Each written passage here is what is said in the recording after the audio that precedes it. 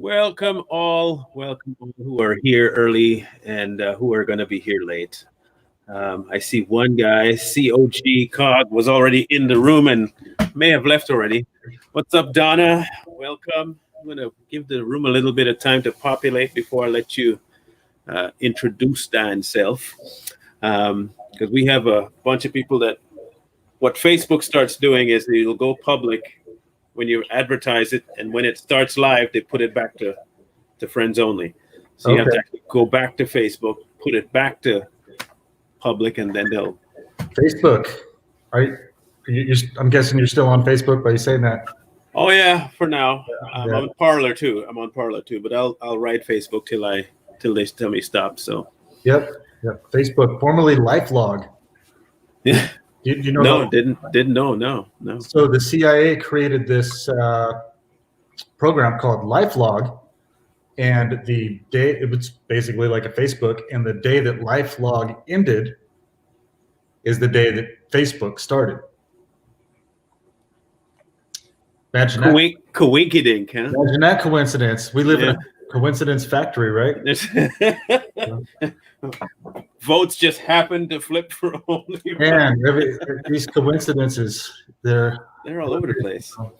I should bet on the lottery more. Well, that's rigged too, so I want. Well, that's why it's not a coincidence. Then I can win. See? Yeah. You just got to go know the right people, I guess. I guess so. What's up, Nicole, Lisa?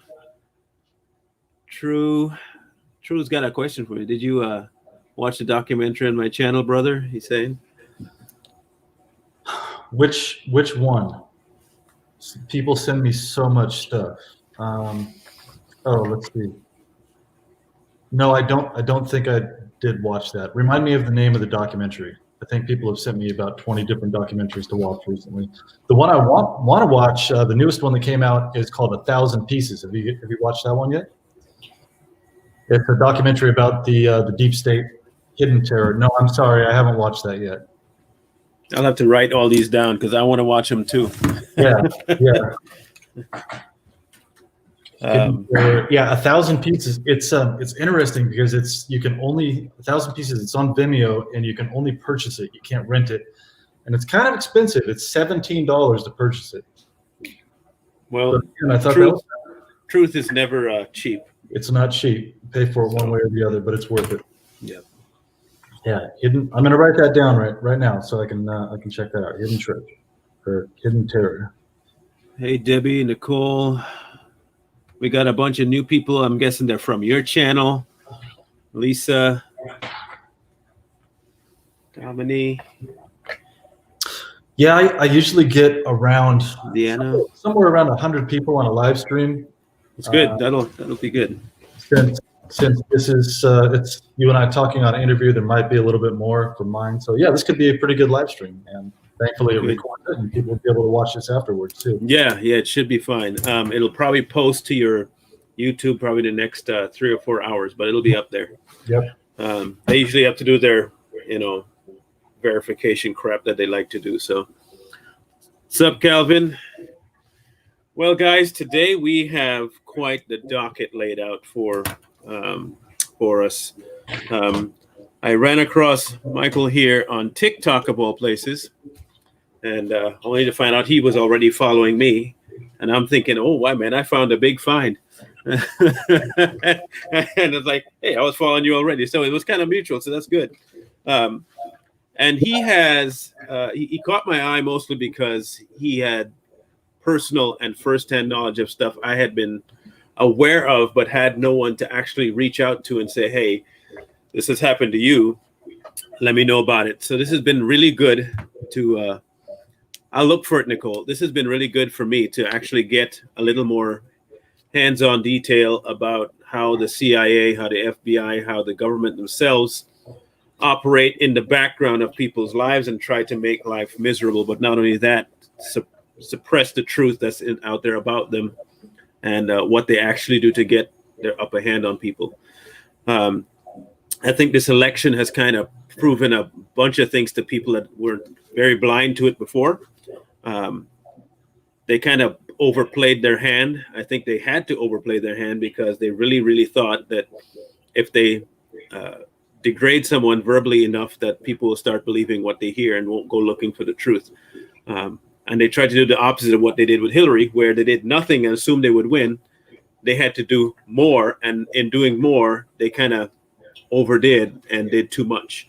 So it's kind of good that we have you on the show today, because my week is kind of, expanded now that I've tried to get the truth out there. And my hope is that we can get not just you on here, but people that really have deep connections into the web that we're going to try and scratch the surface of. So I can introduce you to some people that would be interesting interviews, like people that used to work for the NSA. That's what I want. That's what I want. Stuff like that. Other people that are targeted like myself, which you don't need to be one of those people that work for the NSA or the FBI or a police whistleblower or something like that to get targeted. There's all kinds of people. There are soccer moms that are targeted, that just wrong place, wrong time, married to the wrong person, had a connection to people that could inflict this targeting program on you. And so, but there's all every ethnicity, every religion, all kinds of different people have gone through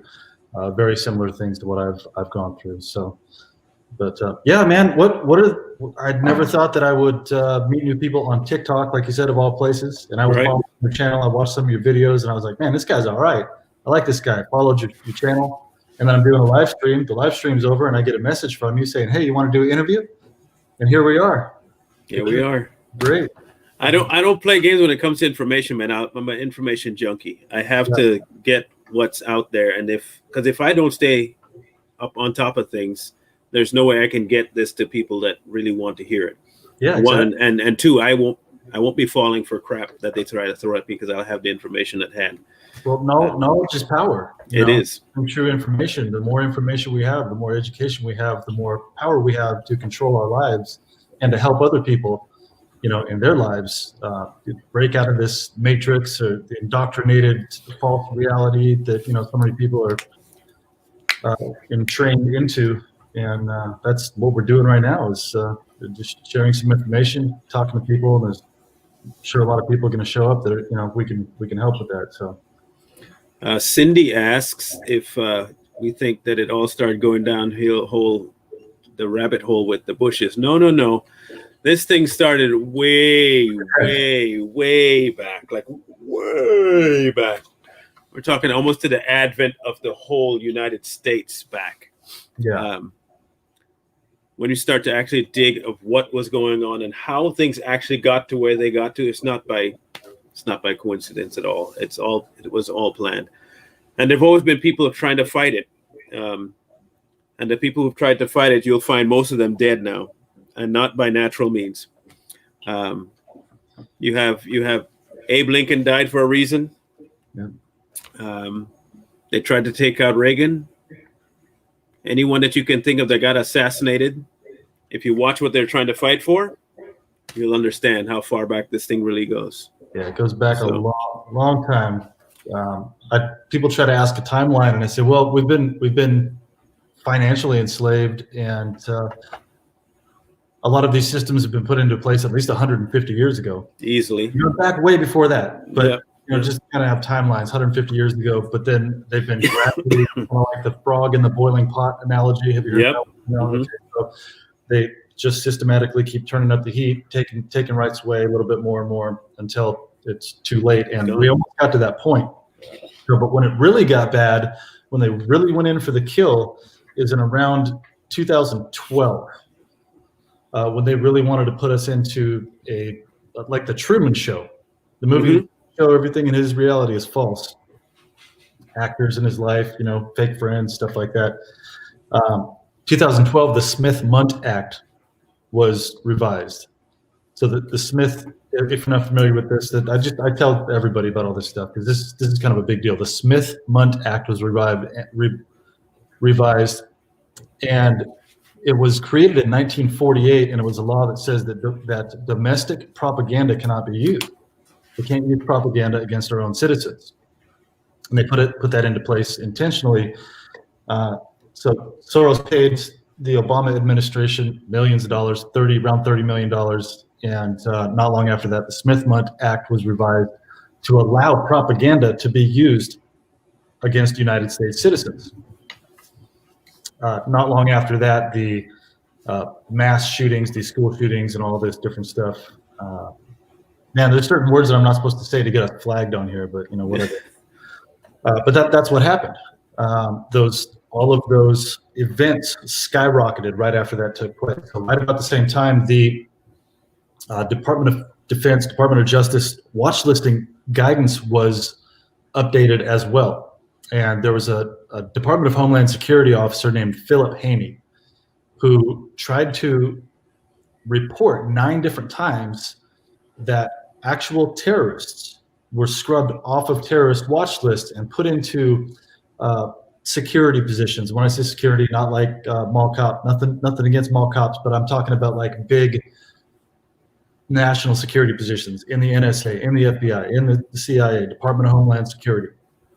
These people had ties to terrorist organizations.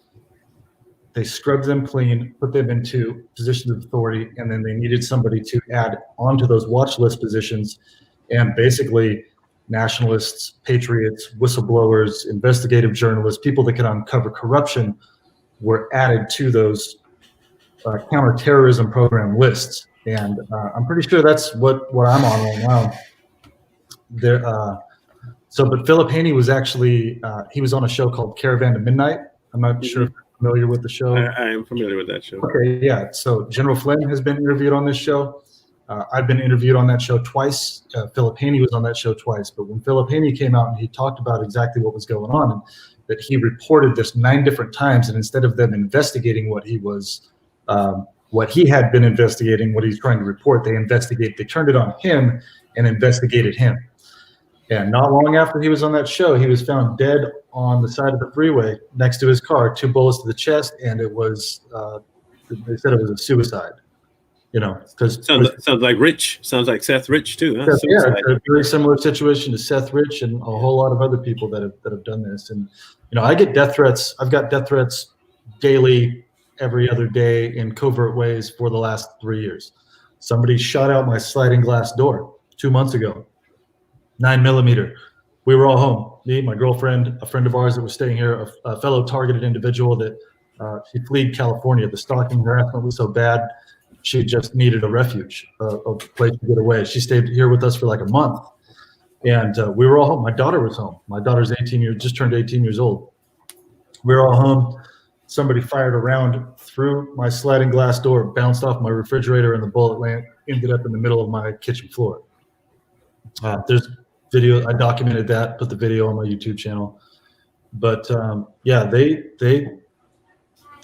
terrorize you, And that's just one of many, many, many things. I don't know if you saw my TikTok video where I was responding to some of the trolls, and I said, I've been in staged car accidents. I've been poisoned. I've been drugged. And, well, there's some things that have happened to me that I don't even talk about too much. Mm-hmm. The big rigs have tried to run me off the road with my daughter in the car, tried to get us in accidents. I've been set up by honey traps. It goes on and on and on. And so I was like, so if you guys think that a couple internet comments are going to bug you, are going to hurt my feelings, I am so far past that. But at the same time, that being said, the internet trolls aren't always actual people that are trying to. No, they're trying to guilt you to say something. Yeah, they're trying to bait you into saying something. And there's literally DARPA programs that are funded with our taxpayer dollars. So Joyce here is from the back in the day. See, she knows DARPA, right? She's up on stuff. Yep, she is up on stuff. Yeah. Yep. So I want you to first, now we have a full house of people. Welcome everybody. Welcome everybody, all my subscribers. I want you to introduce yourself to. Your crew knows you, but I have my crew here, and I'd like you to, let them know what your channel is and where they can find you on both Twitter, wherever you have a platform. Let them know where they can find you, and then just kind of give us a little synopsis of your story, and then we'll kind of delve into some little more things there. So I'll give you a little background on who I am and how I ended up here and stuff like that. So my website actually is right here in the corner. Let's see, right there. I don't know if people can see that. That's my website. You can go to that. All of my links to my social media, my YouTube channel. You're already here at the YouTube channel, so but my Twitter account, videos that I've documented for the last 3 years of organized stalking and harassment, these targeting programs that mimic the Stasi police and communist East German Stasi. They have something called Zersetzung, and that means decomposition, and government dissidents that wanted freedom, that didn't want to be part of a totalitarian dictatorship and a communist government. They tore apart their entire life, every aspect of their life, and that has been inserted into our country, into our federal systems. And that's happening to people here in the United States, and it's happening to me. So I've been documenting that for the last 3 years. Once I realized what was happening. So that's what I've been doing for the last 3 years. As far as me, my background, was born and raised in California, Lancaster, California, near Edwards Air Force Base. Had parents that worked for the government or government contractors. My mom was the head of personnel for the Federal Aviation Administration at the Palmdale facility near Edwards Air Force Base. My dad worked, he was former Navy, RD-3, radar tech. He, after that, worked at Plant 42, which is where they do research and development for things that might be tested out at Area 51, high level clearance kind of stuff. He was a crash fire rescue firefighter at Plant 42. After that, he went to work for Lockheed Martin Skunk Works, which some people are probably familiar with Lockheed Martin Skunk Works. He did private security for them. And then after that, he worked for a company called Rocketdyne, which builds the engines for the space shuttle. So that's my parents. Moved around in California for a little while, ended up in Fresno, California. Grew up there. That's what I consider my hometown. Joined the military in 1999 and went to basic training, and then I chose my job, but I was approached by the fire chief at the airport that I was currently working at. And he said, "Hey man, you want to be a firefighter?" I was checking in bags at the airport at the time. He goes, "Hey, I'm the fire chief over at the fire department.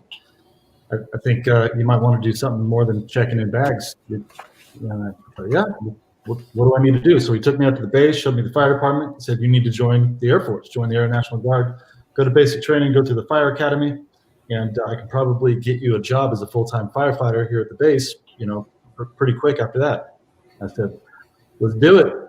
Next thing I knew, I was on a plane going to San Antonio, Texas to basic training, made it through that, went to San Angelo, Texas, and Goodfellow Air Force Base, to the Lewis F. Garland Fire Academy. Made it through Fire Academy, got back home, and had a job as a full-time crash fire rescue firefighter about 2 months after that. And I worked as a crash fire rescue firefighter for about a little over 4 years, 4.5 years. I'm skipping a lot of stuff in the middle here, but I'm just giving you guys the foundation here of me. I was about to leave the military altogether just because some weird stuff that had transpired in my life and some different things that I was going through. And the base commander called me to his office and said, "Hey man, I understand you want to leave the fire department. We want to keep you at the base, though. We know you're a good photographer. Would you be interested in being an Air Force photographer?" And I was like, who knew that was a job? So again, next thing I knew, I was on an airplane to Fort Meade, Maryland, to the Defense Information School. They call it DINFOS for short. And I trained as a multimedia illustrator, which, Photoshop, video editing, graphic design, all that stuff. I did all that stuff for the Air Force. And then I also did photo, video, and broadcast journalism for the Air Force for almost 10 years. And we'll just say during my time in the military, I was around a lot of good people, and I was around a lot of deep state people. I worked directly with governors, senators, congressmen, generals, different people like that. When they would come to the base, I'd be their personal liaison, escorting them around the base, answering questions, making sure they didn't walk in the path of a jet when they're walking across the flight line, stuff like that. We call it herding kittens. So I was a journalist. I was doing news stories and news releases, stuff like that. And there were certain things that I thought that we should be presenting to the public that I was told, no, no, focus on this other thing over here. And I was one of those people that was like, nah, I swore an oath to the Constitution to protect the American people against all enemies, foreign and domestic. And I see what seems to be like some domestic terrorism going on here. People are being lied to, and it didn't work out for me. They found a pretty clever way to get me out. So I spent 14 years, 3 months, and some change in the Air Force, Air National Guard. But it was half the time was 5 years of state active duty, and then I was on special orders quite a bit, where I was working like 3 to 6 months out of the year at the base, and deployed to the Middle East.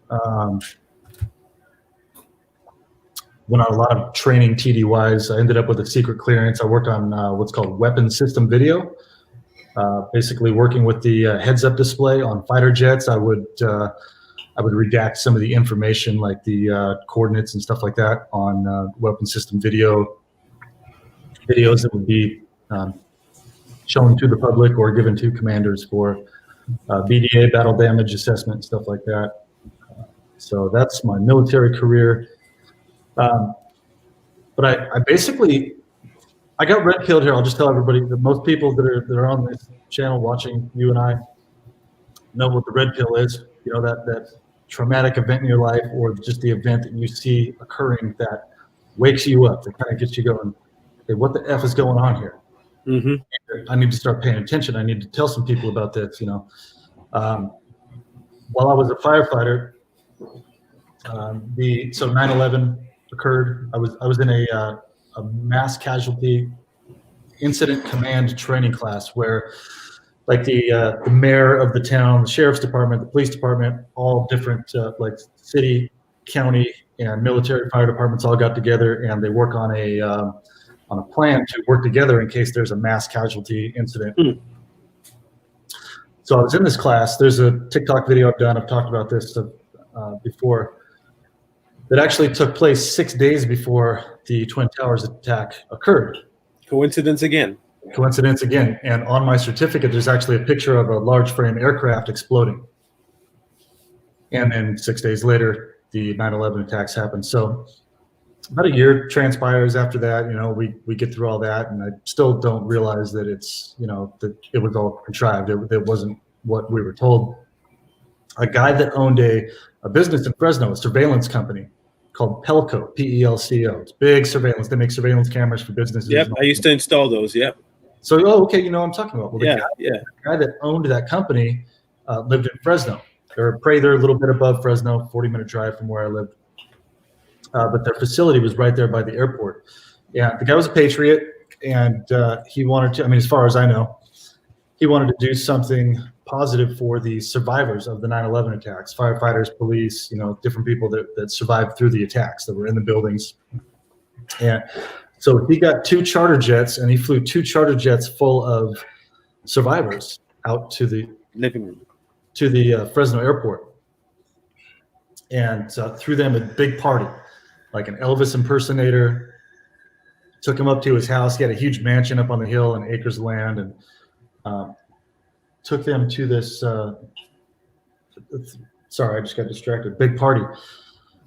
When they arrived in the charter jets, myself and another firefighter took our ARF vehicles, aircraft rescue firefighting, took them out to the side of the runway. We got some clearance, and we shot water over the top of their jets to greet them in. They came out to our station. We showed them around. They took them for a ride in our trucks. We traded badges, patches, fire department patches, T-shirts, stuff like that. It's just kind of fire department stuff, what you do when you visit somebody else's station. But when I was having conversations with some of these guys and the way that they were telling some of their stories, something clicked. You know, it didn't seem like what I was hearing on the news, and I started the wheels started turning in my head, and I thought, wait a minute, are we getting lied to about this whole situation? And I started researching, and when you start one thing, it takes you down different rabbit holes, and I started learning about and that's why I'm here talking to you right now. Started learning about the Federal Reserve and central banking, and the whole nine, all of it. And I learned about Obama's birth certificate, and I was trained in the way they created that birth certificate. And I deconstructed it. Basically, I saw that I wasn't the only one to do this. Other people did this, but Oh yeah, I've seen plenty of people deconstruct that mess, and it's and it was how made people divide it is beyond me. But hey. with layers, and unflat, and whoever made it didn't flatten the image. So I started talking about that on social media. I was still under the I still thought that we had freedom of speech in the United States. I didn't realize it had been taken away a long time ago. And I started talking about on social media about Obama's birth certificate, talking about Yellen. And I mean, mind you, I was still in the Air Force, but I swore an oath to defend, Constitution and domestic terrorists. And I realized, hey, that's what's going on here. So I'm just going to go ahead and go by my oath.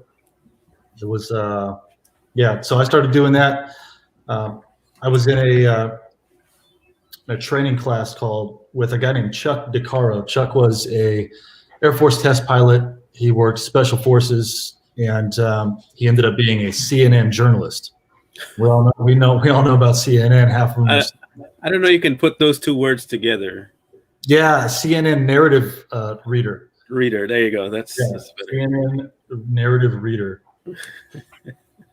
So, but he actually, Chuck, I've seen him do some interviews, and he's actually called out everybody at CNN now. He was like, when I was a reporter, we wanted to report real things, and these people are ridiculous. They're just lying to everybody. So I don't know.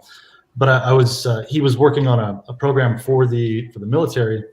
And hold on one second. Hey, what time do you go to work? 4 or 5? Okay, good. Okay. I was starting to get a little bit concerned here, but I had to leave in like a few minutes. But we've got another hour, 45 minutes. Another hour and 10 minutes. Oh, good.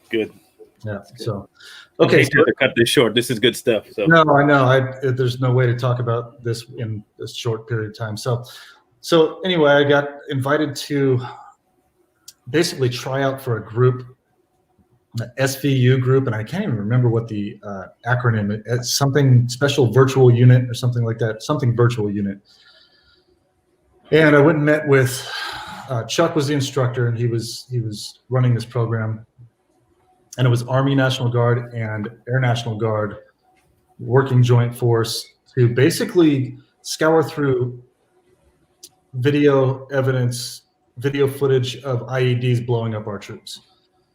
And we were reverse engineering their videos on their standard operating procedures, their tactics for blowing up our troops with IEDs, how they would do it, what angle they would film from, how they would use the video to get the most visceral reaction from the public and use that as like a fear propaganda type of thing. So that was one part of it. And then one part we were learning about was called softwar, SOFTWAR. And that basically is a psychological operation where multimedia applications are used to distort the perception of reality to the enemy. So through TV commercials, through radio, through exactly what the fake news is doing to us here in the United States right now. Mm-hmm. That's exactly what he was explaining to us. I didn't end up making it on that team. That's right about the time that I ended up leaving the Air Force in kind of a weird way. I ended up getting a general discharge under honorable conditions. So I have an honorable discharge. It's the same thing as an honorable discharge. So I didn't make it on that team. And not long after that, it got weird. I'd had a lot of strange events in my life prior, I think because of who my dad worked for, possibly. Might have been sold into a what's called a non-consensual human experimentation program. They identify a lot of people at a young age, and they will basically experiment on those people to see how they react in certain situations. Long-term trauma-based abuse to dissociate personalities. People know these programs as MK Ultra. There's like over 140 MK Ultra programs. Mockingbird is the news side of it, the Tavistock narrative that's pushed, but the individual MK Ultra programs are where they're trying to dissociate your identity, control your mind, and use you as a patsy or just use you for basically anything that they want to. Kathy O'Brien is one of the more famous MK Ultra victims that came out and spoke out about it. She was used as a sex slave to Hillary Clinton, Bill Clinton, Senator Byrd, who was the head of the Senate Appropriations Committee. She's written a book on it.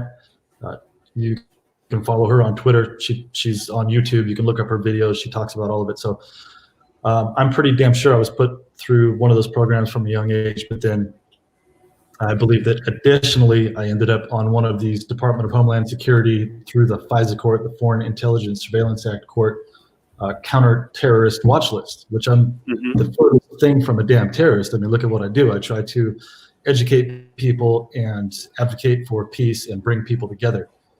But that's when you are an enemy of the deep state, the people that are involved in corruption and child trafficking and hidden agendas, they consider you a terrorist. You know, everything's backwards and upside down in our world right now. So a lot of good people have been put on a list and had all of their rights taken away. And so that's kind of where I'm at right now. I've been going through these strange events in my life since not long after that. So that was when you're a targeted individual, you don't know right away that you've been targeted. If you've been put through the FISA court, you receive no due process. You aren't advised that somebody has made a complaint against you. You have to go to court. There's no due process. They put you through a secret court, and then just shit gets weird. Sorry, I'll do my best not to use profanity on this, but I mean, there's yeah. Hang on a second. Let me block this fool. We got a clown in the room. So they're gonna be here. If I'm here, they're here. They're gonna be here. It's always. Oh no, this one in particular. He already made one racist comment, and if I had his face in front of me, I'd slap the black or whatever color he is off of him. These internet keyboard warriors. But before he goes, I'm gonna let him know this. If I find you on YouTube, I'll make sure I find you too. I'll report your whole channel. Watch me. Guaranteeing you money right now. Watch me. I will find your channel and I will report it. Guaranteeing you money. So this is one of the things that I've learned to do is to, and I'm not telling you what to do, just me personally. The trolls are doing, some of them are actual trolls, just people that don't, they need a hug or something. Some of them are paid disinformation agents where they're literally funded through DARPA, government funding to disrupt and agitate truthers, citizen investigators, citizen journalists, to disrupt the confirmation, to take you off track from your focus and to just agitate you, kind of like Antifa and BLM do out in the middle of the street. These people do the same thing in social media, and they're just trying to disrupt and get us off track. And this is why I blocked him. Yeah, that's why I blocked him. Yeah, get him out of here. Now, sometimes I'll respond to the trolls if I can use it as a positive way to share information with other people. If it's like they jog my memory to remind me to talk about something important, I go, hey, thanks for bringing that up. I appreciate it. And as a matter of fact, this, and this, and then it's a positive way for me to. No, I can see you're a passionate guy, man. You don't like these people. Yeah. In this case, if he was just saying stuff about, Trump's an idiot and Trump this and I could get that. But when you start going into the race card and saying, wow, a black man installing security systems and this other guy that might have been this and they're both perps or not, you're no longer interested in having a conversation or even presenting falsehood if that's what you really believe. Yeah. You're just here to mess up. And there are other people that actually want to have a conversation and actually learn something. It's like that bad student in class. I'll just send you to detention. I don't have to tell for you. I use that analogy all the time. That's perfect. That kid. So they're like that kid in class that's sitting behind you, and the whole class is quiet, and they're sitting behind you, and they're tapping you on the back, and they're like punching you in the back and stuff like that, and you're ignoring them, and then finally you've had enough of it. You get up, pop them in the face, and then boom, they go, oh, look, he hit me. And you're the one that's in trouble. For standing up for yourself. And that's how these people operate. They instigate and agitate until you stand up for yourself, and immediately they play the victim to try to make you look like a bad guy. Right. Nicole, he didn't have a profile picture. That's what gave me the first inclination that something was up. And how many times he was responding, that was the other clue. But along the lines of the kids in school, when I was growing up, I had a friend named Cedric, and we had this one kid in class. His name was Brian, and Brian was always the one that would cause all kinds of issues in class. And Cedric was the quiet kid.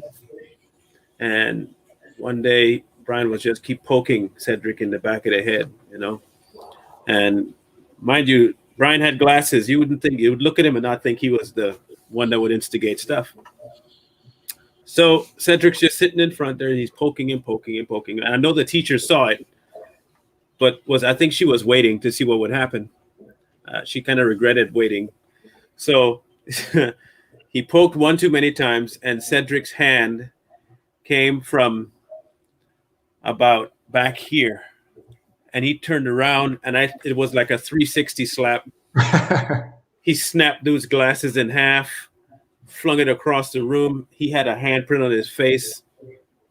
Man, and that was the last time he messed with Cedric.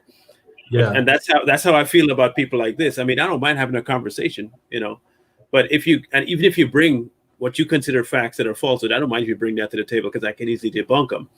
But when you start to go along the lines of being disrespectful in the room, I'll just kick you, and then I'll insult you first, then I'll kick you out, so you don't have any time to respond. That's my MO.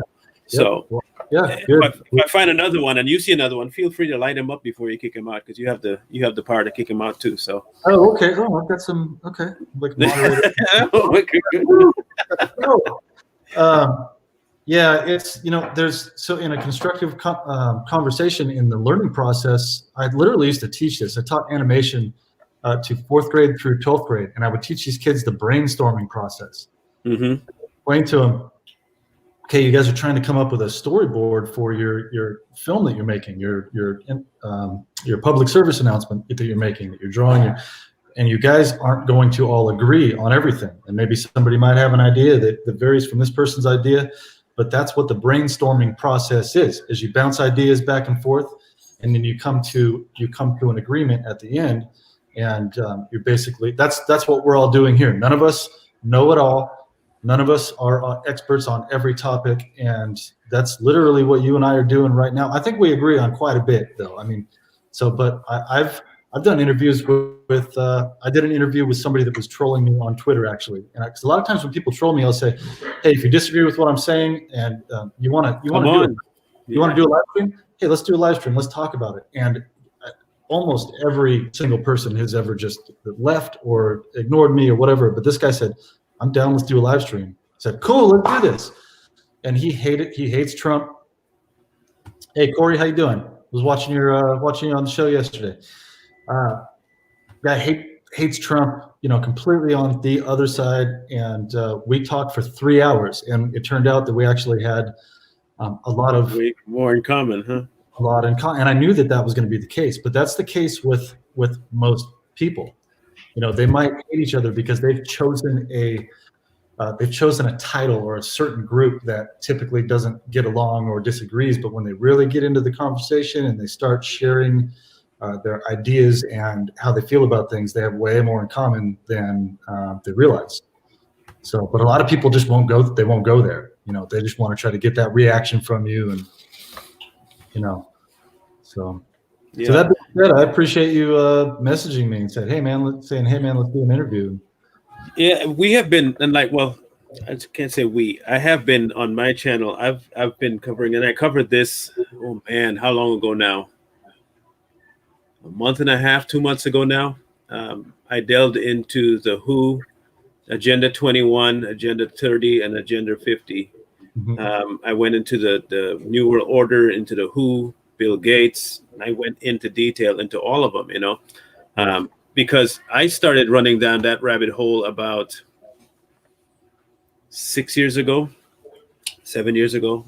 and it's taken me forever to get the kind of information I've gotten, because you can't just go and type it in and it'll come up. You have to go to some really crazy places to get that information, and once I found it, it's like, all right, I can't sit on it. I have to get this information out there.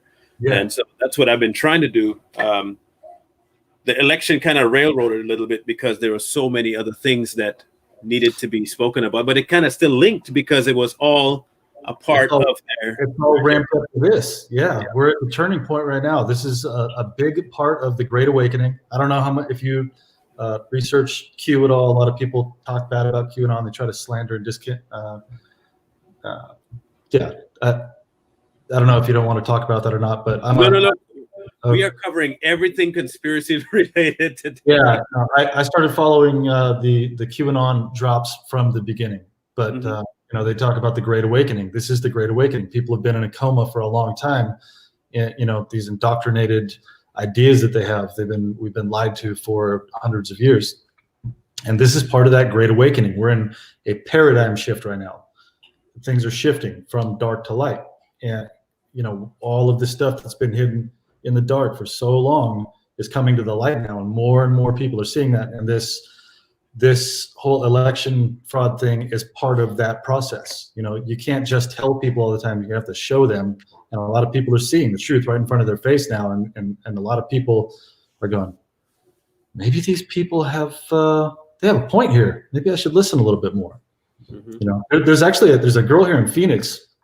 It's on TikTok, and she got kind of TikTok famous because she's typical stereotype of a liberal Trump hater person, and she would even admit it. She goes, I was a Trump hater. I would have pissed in this guy's Cheerios without even being paid, just because he followed Trump and blah blah blah, all this stuff. She goes, but I started researching it, and I don't think Trump's the bad guy. I think he's a good guy. And she came out and she said it, and she got millions of views on TikTok. She's been interviewed on some different shows now, and she's on, I hate to say sides, but she's come over to the light side now, and she's a Trump supporter. And she made this video thanking everybody because the outreach to her was so great. I mean, she's got green hair and the nose ring, and she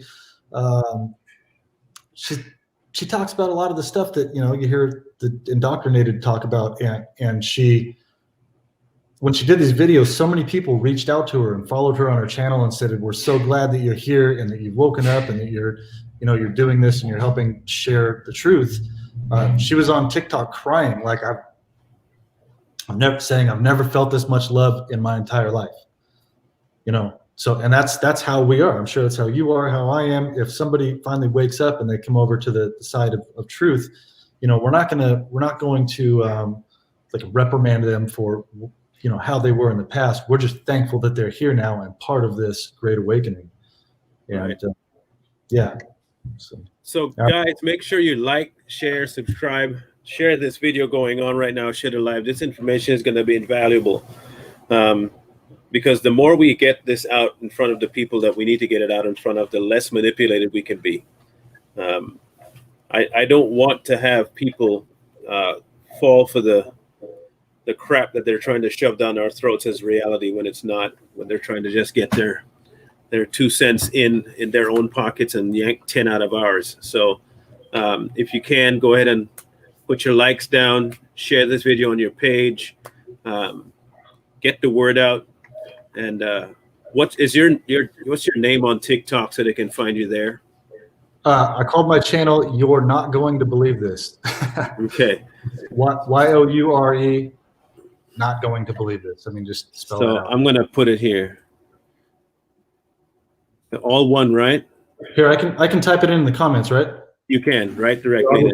I'll just do that. And I'm on there with him. It's my full name with the number 1 after it, so it's just Marlon Brown 1.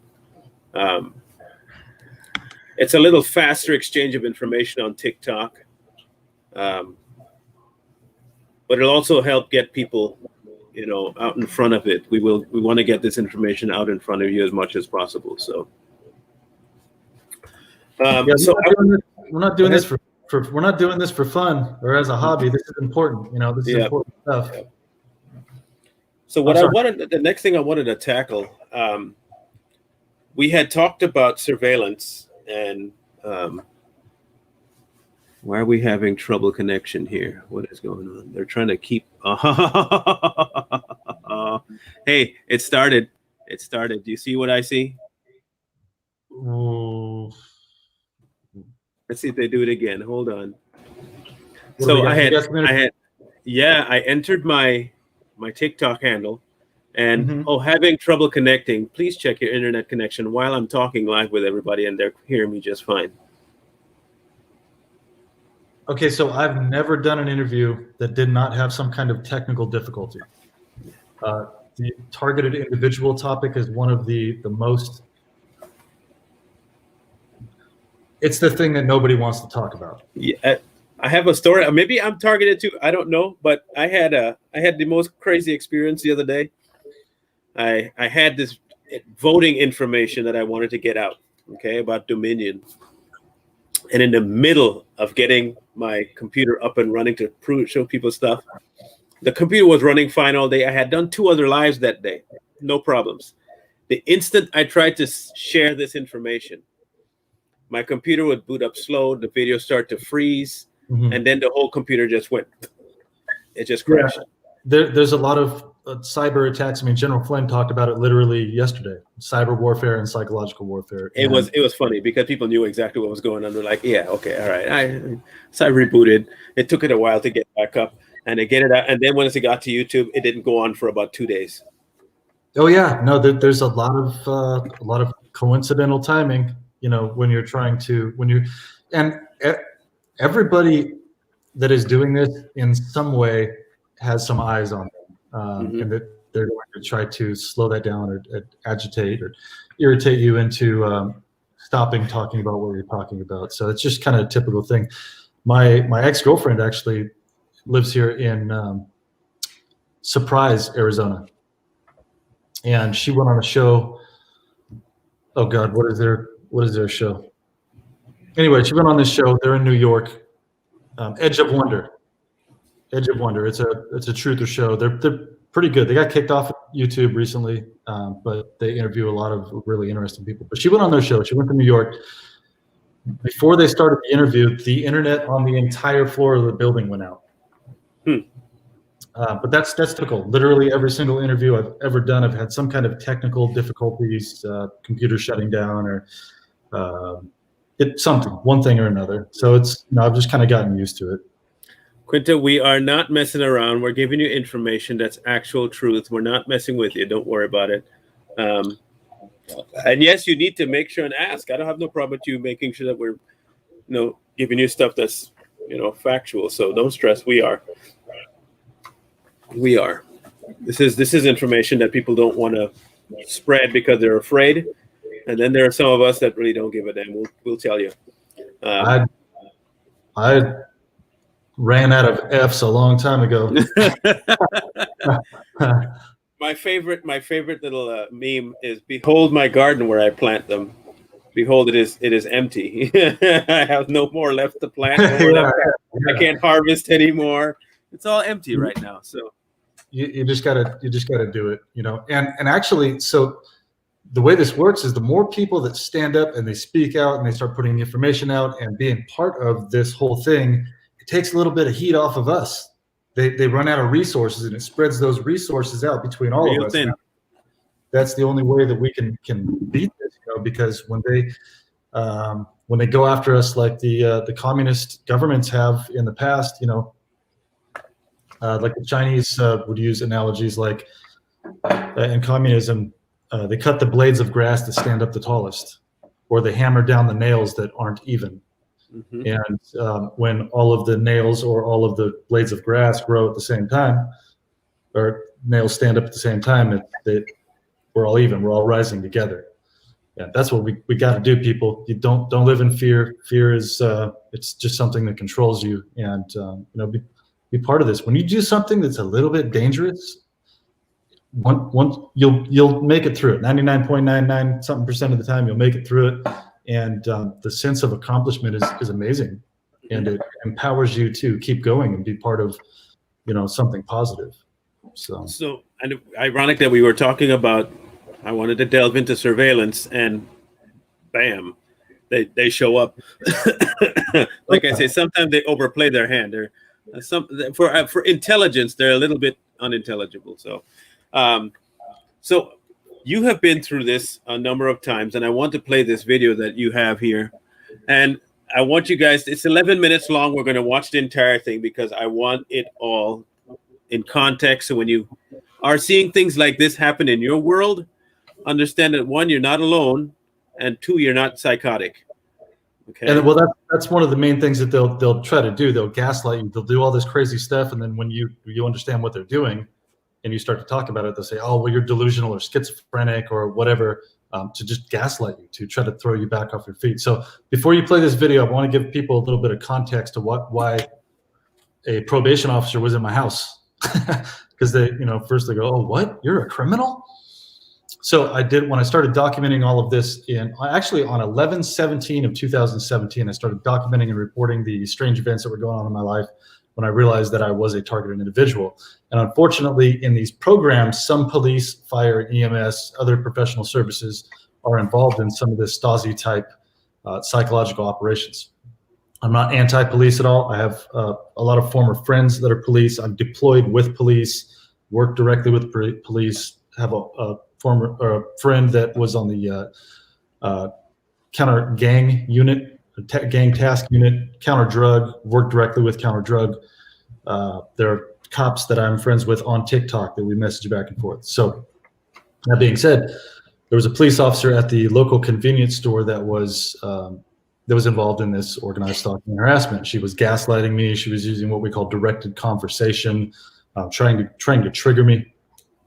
Instead of getting triggered, I got my phone out and I started interviewing her, just like I'd interviewed people in the past. And I told her about what was going on, asked her if she knew about targeted individuals, and she said, "Yeah, they're investigating one yesterday." And I said, "Oh, can you tell me about that targeted individual?" She goes, "Well, it's still under investigation."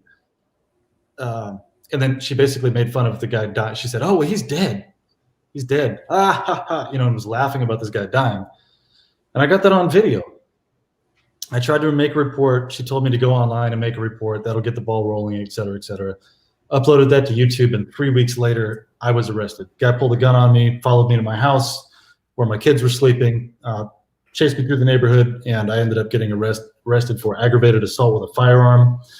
After I had on video this guy pulling a gun out.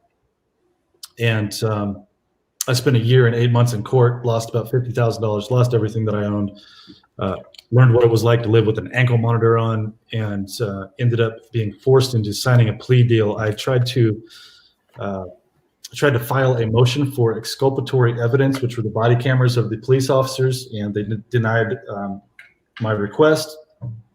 So kind of like you guys heard General Flynn was denied exculpatory evidence, so he couldn't prove his case. Same thing happened with me. They wouldn't give me the evidence to prove what was happening. And I was forced to sign a plea deal. I was given no other option. The judge made me sign a plea deal. So I've been on probation for over a year and a half going through that.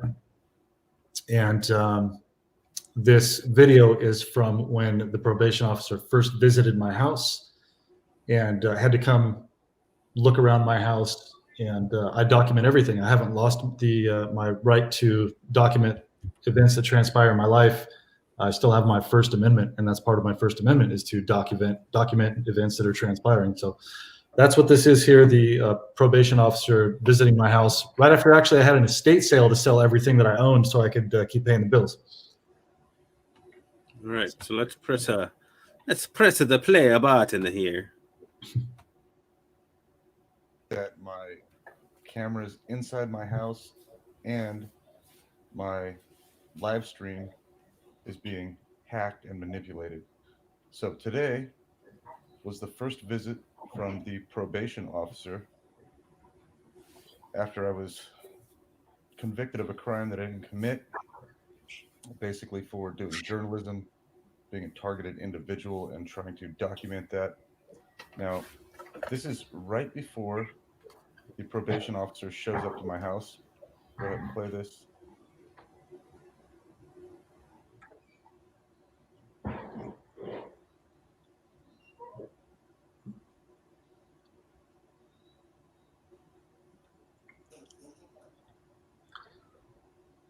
Man, I was in bad shape at this time.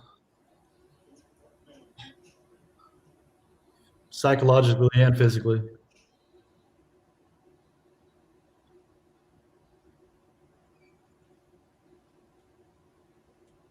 I've gained 30 pounds since then. I got down to 135 pounds. And I'm about 5'10". What's going on here now?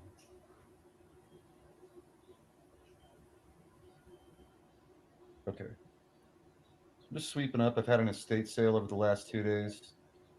People have been walking around the house, tracking dirt in, sweeping my house up. You see the dark Yeah, circle under my I eyes. can tell, man. Yeah, you look horrible. Oh God, This is boring. Like I said, this is supposed to be entertaining. This is for documenting and for posterity, which is one of my favorite words that I learned from a guy who was from Japan. His parents were actually in him. They were in an internment camp when he was a little kid, and he said, "Well, it's for the future. It's just for the future." Okay. This is a minute before this officer showed up to my house. Now my live stream just goes completely dark. Can't see anything. impeccable timing. For the good of the people, to record history. And so that's what I'm doing now. And if I don't make it through this, if something happens, all this documenting is for posterity. Which is why a lot of people do a lot of things. They know that nothing worth doing is accomplished in one lifetime. So you do what you can now. Okay, so let's go to my security camera. And now when I got home to check out the footage, I should have checked this out before I left, but I had to go do some things. I had to go to the post office, drop off my packages. When I got back home from that, I'm getting completely hacked and manipulated here. Okay, so this is Adeyemi, Adeyemi, Akinbi, Akenbi. I had my camera on inside my own home. This will never happen again, where he tells me to shut it off. I will leave my cameras on.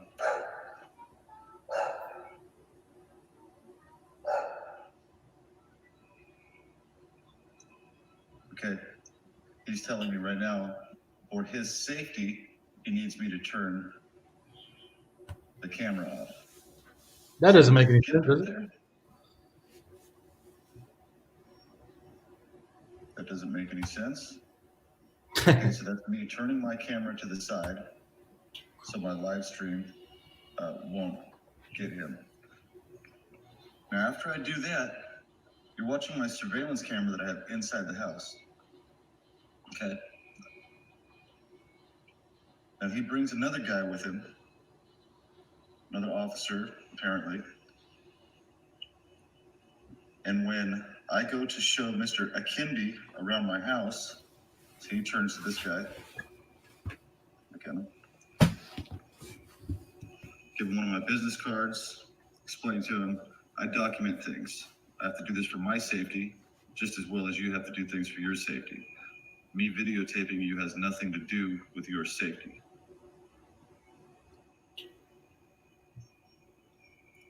So he says, I need to look around the house. This is me explaining to him my rights. And this security system that I have is pretty much worthless. It gets hacked easily. So, okay, so this is me showing him around the house. Now, this guy right here, see, he's looking out the front door. He's looking around my house.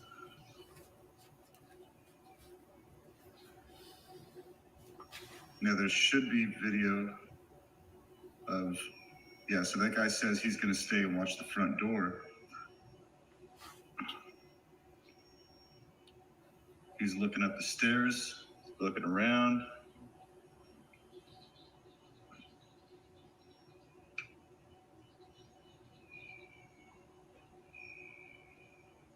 Boom, gone.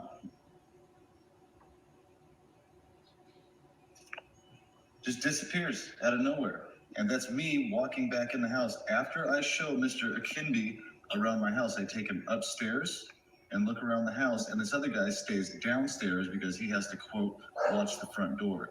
Now, I have no idea what this guy did while I'm downstairs because this gap right here is missing video. So it records motion, records. I said while I'm downstairs. I meant while I'm upstairs. So I was upstairs showing Mr. Kimby around my house. He has to check around to see something. He's just looking in the rooms. He's not looking through any of my stuff. He just wants to see all of the rooms. Motion records motion. This part is completely missing right here.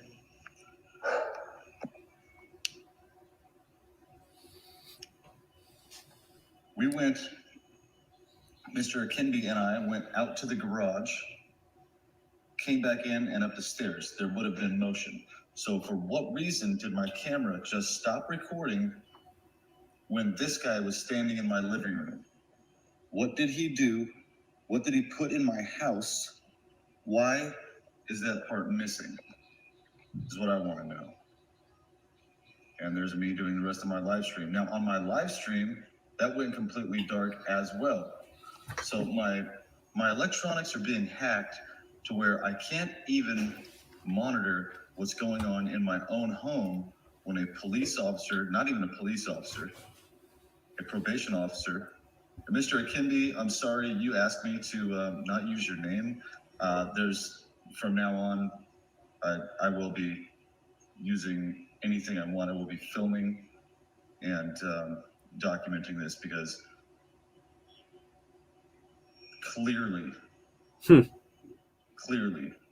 you guys aren't on the up and up. When I told you, when you said, should I fear for my safety? I said, for me, no, you don't have to fear for me at all. As long as you're one of the good guys, there's no issue. The people that watch me, the good guys that are watching me, are going to be watching you too. As long as you're not involved in child trafficking, government corruption, or weaponized systems for monetary gain, you should be fine. When I said weaponized systems for monetary gain, both of these guys looked at the floor.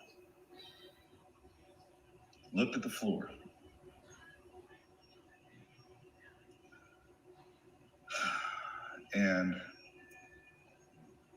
just happened to have a gap in the recording when Mr. Yellow's shirt was in my living room. So I have no evidence of where he went or what he did.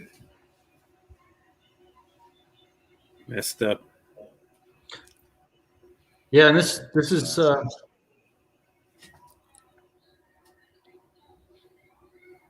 there's something like this you have to deal with every single day of your life. It's one thing after another. It just stays dark the whole time. I have no idea that my camera has been turned off. Society in general in the future. So that's why posterity. And it's dark all the way till after they leave. And then I realize, Okay, so I'm live again here. And then I have to A Stingray device is a device that the police department uses. refresh. Good Lord, look at my live stream. That's from sleep deprivation right there. And cortisol levels being raised on a daily basis. More that. So I can keep filming. All right, so I mean, come on. What are the odds of that this that this video here just happens to go dark? I mean, both of them, the live stream and the surveillance system. Right. In around the house. Now, this guy right here, he's looking out the front door. He's looking around my house. Just turn that down. You already heard me talk about that. He just poof disappears. That was. And I asked him, I said, "You're going to come with us?" Because I didn't really feel comfortable having this guy in my living room. Never met this guy. I don't know what their intentions are. I've been set up multiple times. Look at him looking around. He looks like he's casing a store. Right?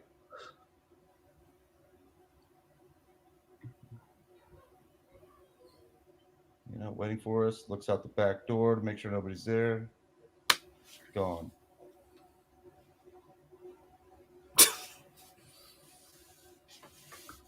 Damn, Daniel. Damn. Yeah, so people will literally, I'll share this type of information, and people say, "Oh, you're just being paranoid. You're schizophrenic. There's nobody after you. There's nobody doing anything." Another part's missing too, because the video I was watching earlier, he looked up the stairs. Like, does this look normal to anyone? Make sure nobody was looking down to see him or filming him or whatever. But he looked to the right, looked to the left. He looked up the stairwell. My video goes blank. So this is what I have to deal with, people. I can't even document the police when they're in my house, in my own home. That is jacked up. Yeah, so Marlon, that's I mean, this is one of thousands and thousands and thousands of different events that I've had to jump through hoops to try to just to protect myself. In this targeting program, they use something called hypergame theory, and it's basically run by artificial intelligence, and they use artificial intelligence and algorithms for predictive programming, behavioral programming, where you're going to do, what kind of decisions you're going to make, different things like that. And it's a series of measures and countermeasures, and they want to make the target's life so miserable that they will eventually give up and either go nuts and go shoot something up, or they'll kill themselves. They want them to end up in prison or in a mental facility or forced to be on psychotropic or SSRI drugs. So there's many different benefits for them for these programs. They can use it for social engineering. If somebody goes and acts out in violence, the private prison system benefits. They make $40,000 to $100,000 a year per inmate, depending on the private prison system and the government contract they have. Mental facilities will charge a patient $10,000 to $15,000 a week if they're put into one of these places, and a lot of targeted individuals will be placed on a 30-day psychiatric hold just for reporting this.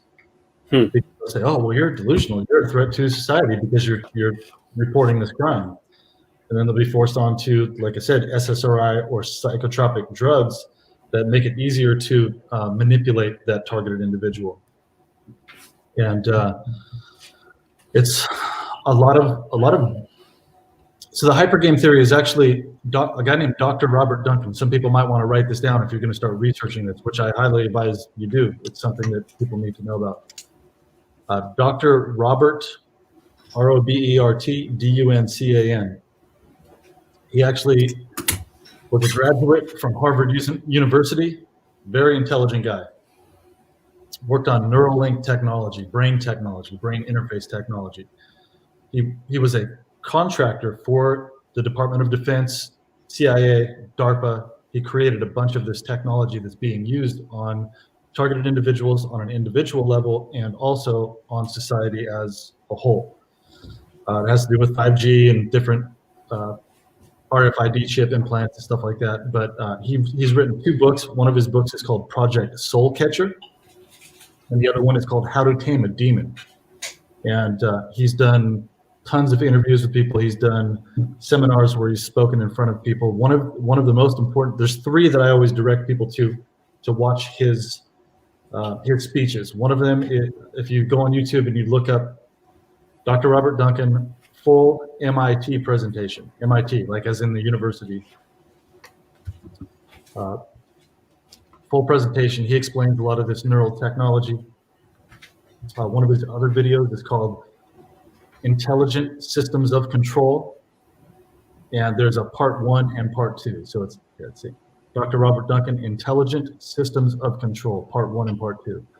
Watch that one and the full MIT presentation. And if you don't know anything about this, it'll blow your mind. There are things that have this technology he talks about. There are U.S. patents for all of it. There are hundreds of thousands of people complaining of the effects of this type of technology, and there are whistleblowers like Dr. Robert Duncan. I actually was on a talk show called Targeted Massachusetts, and where targeted individuals can call in, share their stories, talk to industry, easy for me to say, professionals, and ask questions. And I'd already had some conversations with Dr. Duncan through social media, just kind of talking back and forth about some of this stuff. He's seen my website. I got on this show, spoke with Dr. Duncan. There's actually one of my YouTube videos talking to him.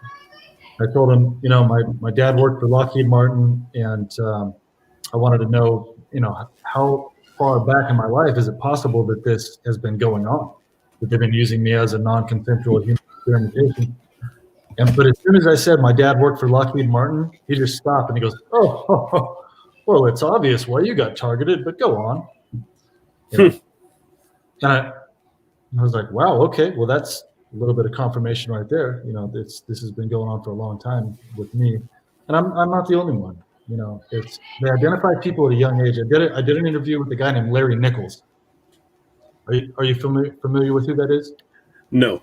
Larry Nichols worked directly for Bill and Hillary Clinton. He was like one of their henchmen, one of the bad guys, deep state guy. He did some crazy stuff in his life and was involved in a lot of deep state kind of things. And he's not in the greatest health right now. He's got some lung problems, and he decided, you know what, I need to do something right before I go. And he just started blowing the whistle on drug running in Mena, Arkansas, doing things directly for the Clintons, all kinds of stuff. He's a really interesting guy.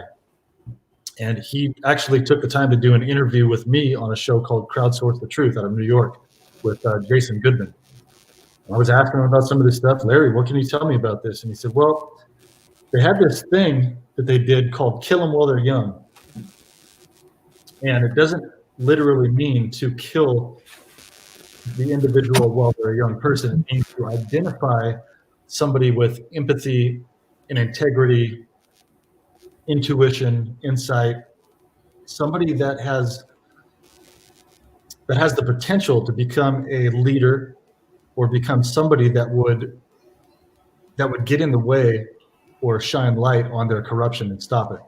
So they would identify a lot of people at a young age, and they would start infiltrating their life and creating these false events in their life to systematically disassemble their life to where they're discredited, they look like a crazy person, and they can't get to that point of their full potential and be a threat against deep state.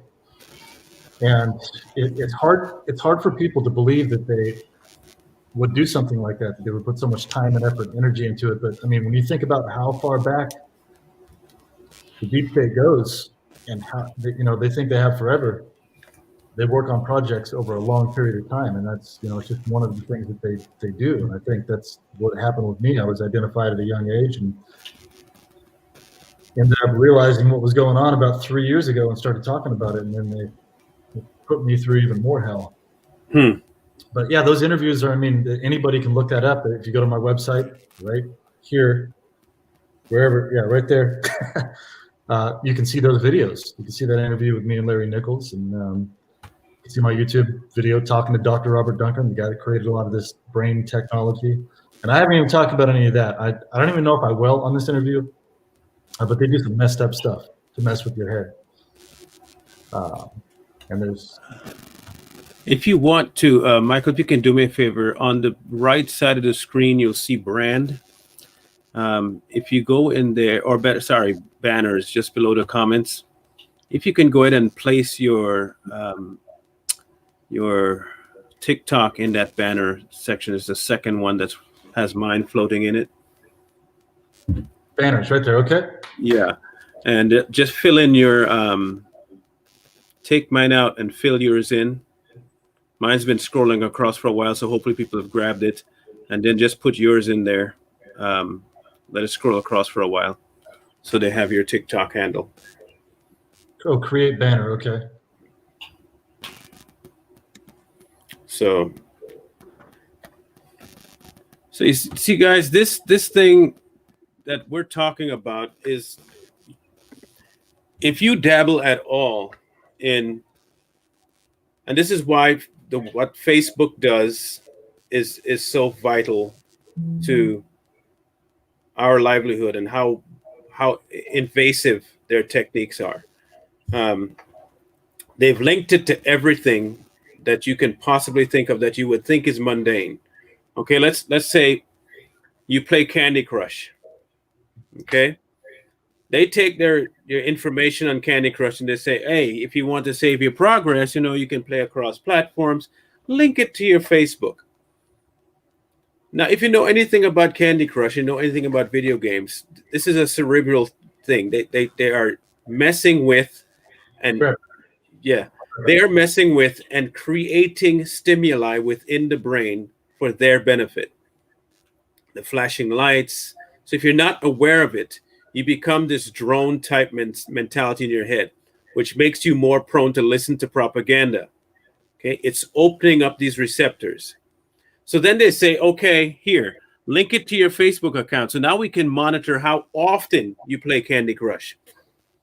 Based on how often you play Candy Crush, they can now decipher what kind of informational intake you are capable of. Okay? Then they say, okay, so they start doing this, the password saving now. So Google had it, now Facebook has it. So if you go online and you have anything on your browser logged in with Facebook at all in your browser, they have all of your search history. They don't just use that search history for sales to their partners. They use that information to know what your thought patterns are, how you think, and how to tailor things to get you to think the way they do. Because they'll slowly start tailing, and you watch this. You can check it, okay? Check it out yourself. You can slowly start seeing ads that will populate your feed that will make you want to click on it. Okay? Now that your feed is populated with what they want you to watch, these ads will start slowly slipping in falsehoods into them, and you will just look at it as a product you like or an option that you're interested in, and slowly but surely it gets into you. Which is why you have to be very careful when they say, oh, there's a new update coming for Facebook, there's a new update coming, and hey, you can. This is how they're going to try this COVID crap too, okay? They tried to pass it off, and it's only because of people that knew what they were doing that most were able to avoid this COVID update to Google and to Apple, where they would maximize their reach into your life by deciding for you where you want to tell them that you're going, who you come in contact with. Because they were hoping to implement this vaccine a lot sooner on people, and they want to make it mandatory, and the only way they can do it is by knowing your patterns. Okay? This whole, the FBI and the surveillance and all this stuff, there are two different groups to it. There are major threats and there are minor threats. And the minor threats kind of fall into this place where you have sheep and they want to be able to control the populace. So you have this little bit of algorithmic change, a little bit of ad here, a little bit of propaganda there. They just want to know what pages you visit to maximize your ads. They just want to know what passwords you use more, how often you're online. They're not doing that for your convenience. They're doing that for their convenience. Understand that is not for your convenience. That is for theirs. Then you have to go ahead. So, and I was just going to add to that. What you're saying is absolutely correct. And what they're doing is they're saving all of that data, every detail of your life, every single thing about you. And that data is stored in two different places. One is at Fort Meade, Maryland, actually where I went to school, across the street from the Defense Information School where I trained. Two of the biggest NSA facilities, Fort Meade, Maryland, and there's one in Salt Lake City, Utah. All that data is collected.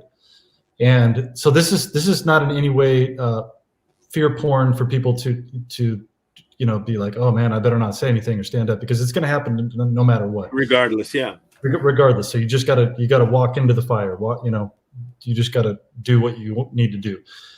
But that data is collected on every single person in the United States. It's uploaded into an artificial intelligence program called Jade 2. It's part of the Jade Helm program.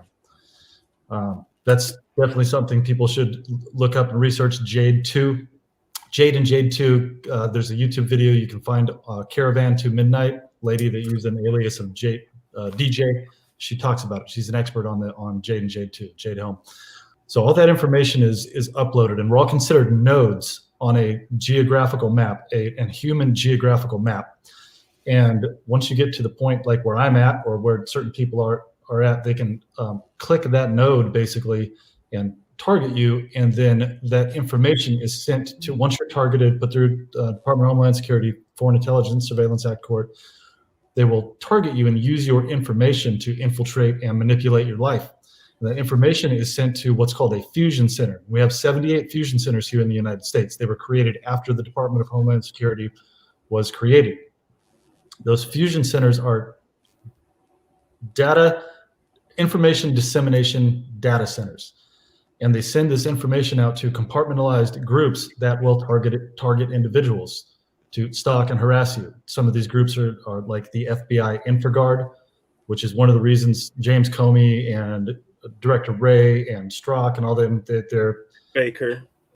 They're all getting removed. They've all known about these programs. They were complicit in them, and they're going bye-bye. And this is all going to be household information here in the future. You guys are just hearing it first. So that information goes out to these compartmentalized groups, which hide under the guise of national security, but they're actually creating domestic terrorism.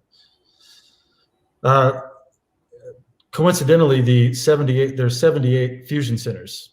There's at least one in every state, multiple in some states. There's like 6 in Texas, I believe, because it's such a large state. There are 79 InfraGard groups.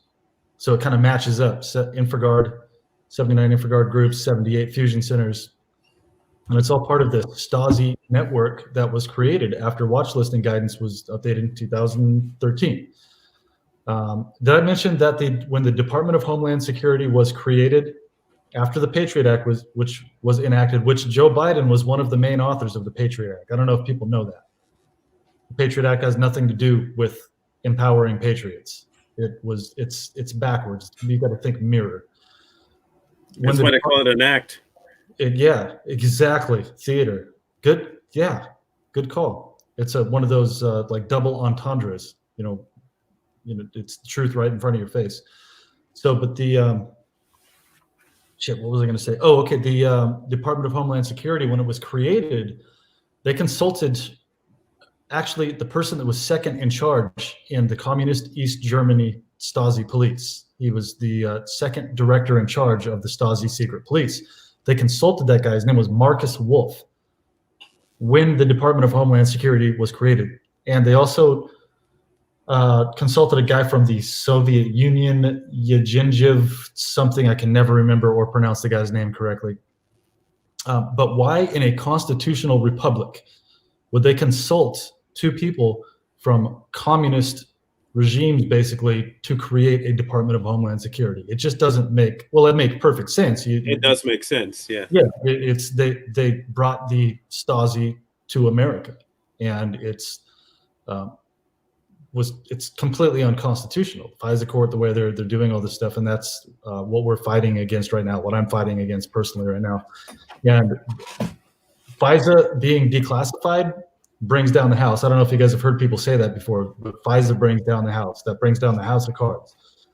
So I've been waiting diligently, patiently to see the FISA court declassified. And I think that'll eventually happen. And I think that's also one of the reasons why they don't want Trump back in power, because he's already spoken about doing that, reforming the entire thing or removing it completely. That, the Federal Reserve, all of it. He wants to break the backs of the New World Order completely. See that happen too. The other thing that, that it just came to the correlation here. And I don't know how many of you believe in the Bible and all that stuff. That I do. And so I have a different view of life. So when the Pharisees wanted to convict Jesus of something, they did it just like the government's doing now. They had their way and they had what they wanted to do, and they could not convict him in a public forum. They could not convict him with information they had by the law. So what they did was conduct a secret court. Okay? That mindset has not changed.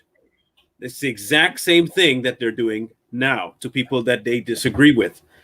It is the exact same mantra, the same blueprint, all of it. I don't like you, so I'm going to take a backdoor way of getting rid of you. Mm-hmm. And then once I have my created information, I'll present it and say, see what he was doing, see what he was saying. None of it's true, but as long as I put it out there as a conglomerate idea, oh, now I can pass it off as something factual. So you have this big umbrella that they want to put information under, and if you don't fall under that umbrella, you are now considered the conspiracy. When in actuality, the umbrella is the conspiracy, and the externals are actually the truth. And safety is their cover story. That's their cover story. It's all for your safety. It's for national security, et cetera, et cetera. And everybody goes, well, I want to be safe, and they're the good guys, right? So, they'll go along with it. But you have to. That's one of the most important things I learned from John D'Souza, that guy that was the former FBI agent, 25-year special agent. The guy that literally, I don't know if you saw my TikTok video, but the show The X-Files was created about John D'Souza. He was actually Agent Mulder. So they added a bunch of stuff in for TV to make it more, entertaining and stuff like that. But he worked on the X-Files. He was the X-Man. He lives in Tucson, Arizona. He's taught me some things personally on how to investigate this. And that's the most important thing I learned from him, which I already kind of knew, but he verified it for me. There's always a cover story. When somebody's trying to get something over on you, they cover it up. Like, George Soros says he's a philanthropist. Mm-hmm. And the Clinton Foundation is to protect children and all this stuff. It's usually when they traffic them. Yeah. When they're trafficking them. Yeah, exactly. Decimating. What was the Haiti? Haiti, yeah. And Africa too. Yeah, there were multiple countries in Africa that did the same thing. Exactly. Yeah. CPS. Putting kids in good homes would protective. Yeah, exactly. And they're trafficking them. Just here in Arizona alone, last year CPS lost over 5,000 children. How in the hell do you just lose over 5,000 children? And there's nothing on the news about it. There's no investigation into it. They're just like, well, we don't know where they went. Oh, well, let's move on. They're like socks. They're like socks in the dryer, I guess. They just disappear. Yeah, exactly. Yeah. And so there's always a cover story, and that's, I think, the most important thing that people have to remember is when they're told something, not just to absorb that information and then regurgitate it, but to use your critical thinking skills and understand that bad people hide behind good titles. Understand this too, guys. As much as, if you take the media, let's go to the media and their role in this. They are so brazen in their ability and their belief system that they have the market and you blind, that they've put it, of course, it's all part of Project Mockingbird, I get that, but they put all the actual things that they're doing into movies. And so once they have you thinking, oh, it's too super, you can't possibly do it in real life. Although there are some people who actually write the movies to tell you the truth, like Conspiracy Theory with Mel Gibson. Yep. He did that specifically to tell people they are actually doing this. And what do they do? What does Hollywood do? They come out with Enemy of the State to tell you, no, it's all movies. Don't worry about it. It's just a movie. And then they come up with The Matrix. You're trapped in this, and this is how it should be. You can get free, but then you have to be superhuman to get free. They are indoctrinating your brain into thinking that what you're hearing now, which is why we'll hear people say, that is unbelievable. Well, it's only unbelievable because they've been telling you for years that this should be unbelievable. Yep. It's not unbelievable. The technology is there. They've shown you the technology is there. They own the technology. What is keeping them outside of morals from using it against the populace? Nothing. Because if I have power, I'm going to use that power. If there are people trying to stop me from using my power, I'm going to stop them. I have the equipment to stop them. Hence, let's stop them. And it's not just conservative voices. Okay, that's the other thing they try to put out. I understand that I am, yes, a conservative voice, and I am being silenced. But there are voices that are not considered conservative, but are awoken, and they know what is going on, and they will speak. I'm one of them. I don't identify as a conservative. I'm not left or right. I'm a guy that's just an objective constitutional observer, and I make my decisions based on my experience and my knowledge, and I don't put myself into a category. And I'm glad you brought that up. I mean, I'm a spiritual person. I pray every day, but one of the things that people want to put us into a box and say that all of these people that are bringing the truth out are these right-wing, conservative, blah blah blah. It's not. Go to a Trump rally. See who you meet at a Trump rally. Exactly. Ethnicity: black, white, Hispanic, Asian, every ethnicity, both genders, both sexual preferences. There was everybody. Basically, the Trump supporters are people that are tired of living in weaponized systems used against them, being manipulated and managed and lied to from all demographics, all aspects of life. Those are Trump supporters. Mm-hmm. And prove yourself wrong. Well, I don't know how many more Trump rallies there's going to be, but that's the experience at a Trump rally. People love each other. They could care less about what your ethnicity is, your gender, your sexual preference, anything. They don't care. They're just glad that people are there doing something positive, and sharing information, and working together. That's been my personal experience. And this all ties into one of the final points that I want to bring up too. Both the surveillance, the restriction of information, the control of information, the dissemination of information, all of it led up to, and if you ever have a question, please go look up Agenda 2021. Just type that in. They're so brazen with it. They're not even trying to hide that information, by the way. They want you to know this is coming, because the way they phrase it, if you're not a thinking human, you would just say, man, that sounds like a unifying type idea, and a universal this and universal that, and one. You will swallow it all. That's why they're not hiding it. So it's not something secretive, okay? But when you know what their agenda is, you'll see, oh, wow, that means my individual rights just got completely yanked from me. Yeah. Anything that identifies me as me will just be gone. Now I'm identifying as them. Okay, so this whole COVID business, and if you know anything about my channel, I have no concern saying the C word.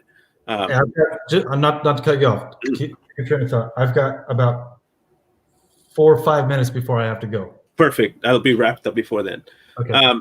So this whole COVID thing is a platform to see who will conform, how easy you will conform, how far you're willing to go to protect your safety, and what rights they can take from you.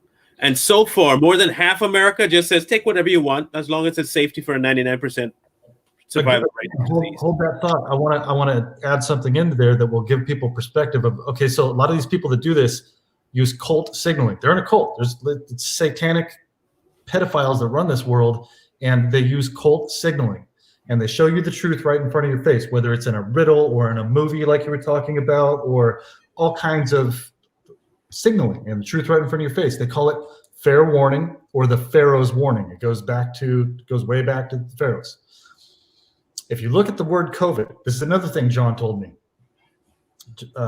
If you look at the word COVID and you break it apart, COVID -19, the letter C, okay, spell that out, SEE, like you see with your eyes. Ovid, OVID, is the Latin term for sheep. 19 in numerology is the ancient number for surrender. So you have with COVID-19, C, The sheep surrender. So they give you an arbitrary law or rule to follow, and if you don't figure it out through the fair warning, the Pharaoh's warning, then they look at it as it's your fault, you obeyed, we told you. It's basically Apple's user agreement. Oh my gosh, yeah. All these user agreements. Do we have the right to manage your account and look through your camera and your phone and all this stuff? And it's like, well, I've got to go along with that, or else I can't have this conversation right now. And I can't use the phone. Yeah. Yeah. You're wrapped in. But that. I would love to have a second follow up with you. I'd like to have a follow up, not multiple, because I think this information would be good for, and what I want, I have like 2 other guys, and you probably watched the Hit Squad with Suni and Corey. Yeah. And I'd like to have you back on because I know they will have plenty of questions. Corey, especially, because he's been. I know for a fact that he's been. He doesn't realize how much probably, but he's been targeted too. So it would be great to have you back on, and we'll discuss. When you get another free time on the phone or something, we'll talk about it. We can do that soon, man. I really appreciate you reaching out to me and doing this. I made a new friend for life, and yeah, man, it's good to have friends and somebody you can identify with and have conversations about this kind of stuff, and you don't feel so alone because when this first happens, you feel really alone, and to meet people like you, it just kind of it lets me know that I'm not, and that there are other good people out there that have some passion about what they're doing, care about other people, and want to share that information with other people. So I appreciate it. Yeah, no problem. So all you guys that are in the audience, it was a really good turnout today too. We had almost at one point 145 people watching at one point, which is really, really good. That means there are people that are hungry out there for this information. Yep. And once you get it, all it does is open your eyes bigger, and you just want to get more of it, so you know what to do for the future. You guys that are here, please make sure you go and subscribe to Michael's channel. Those that are from Michael's channel, if you want to keep up with me, feel free to subscribe to mine and turn that notification bell on. I have a Facebook page, Tell It Like It Is, that I post most of my videos there too, if you only do Facebook. I'll be coming up with my website here soon that'll have all of it streaming from there. I'll have it all localized so that YouTube and Facebook can't take down and destroy me. It'll be all self-sufficient. It won't be worried about Big Brother trying to mess with me. If they have to come through my security system. So be sure to go check his channel out. He has some really good stuff. Check him out on TikTok. And please, guys, keep your eyes open, okay? Awareness is key. If you're aware, you're less manipulated, and they can't go through with their plan. The more of us wake up, the better off we'll be. So I know, Michael, you got to run, and I want to thank you for coming on today, and thank you all guys for coming and watching, and we'll catch up another time, and hope to have you back, Michael. That was great, man. I really appreciate it. And we'll talk soon. We'll keep in touch. Yeah, for sure. We'll keep doing this, all right? For sure. All right, guys, you have a good one. We'll catch up next time. See you, everybody. Have a good day.